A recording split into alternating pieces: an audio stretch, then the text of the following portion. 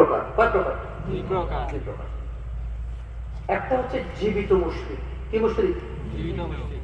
আর একটা হচ্ছে মৃত মুশরিক। কি মুশরিক? মৃত মুশরিক। ওই যে আয়াতগুলা পড়লাম যে আল্লাহ শিরক ক্ষমা করবে না, এছাড়া যে কোনো অপরাধ ক্ষমা করতে পারে আল্লাহর ইচ্ছা। এটা হচ্ছে মৃত মুশরিকের জন্য। কার জন্য? কার জন্য? মানে লোকটা শিরক করতো এবং মারা গেছে শিরকের উপরেই, ক্ষমা চায় না।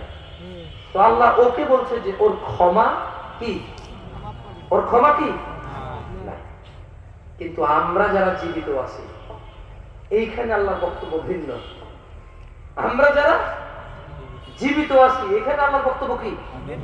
আল্লাহ জীবিত মানুষদের জন্য বলছেন যে ইল্লা মান তাব, জিনা, ব্যভিচার, নেশা, শিরক, বিদআত, যে কোনো ধরনের অপরাধী হতে পারে, যদি লোকটা বেঁচে থাকে, যদি লোকটা জীবিত হয়, আল্লাহ বলছে যে তুমি যদি তোমার অপরাধ ছেড়ে দাও, তুমি যদি তোমার অপরাধ ছেড়ে দাও আল্লাহকে ভয় পেয়ে, এবং আল্লাহর প্রতি ঈমান আনো, এবং তুমি যদি কিছু ভালো কাজ করো ঈমান আনার পরে, আর আগে গুনাহগুলা করবা না, গুনাহ যেটাই হোক, শিরক ছিল, জিনা ছিল, ব্যভিচার ছিল, মদ ছিল, জুয়া ছিল, ছিল যাই ছিল, ছিল একটা, অথবা 100টাই ছিল তোমার অপরাধ, 1 লাখ ছিল, 1000 কোটি ছিল, আল্লাহ এগুলা গণে না।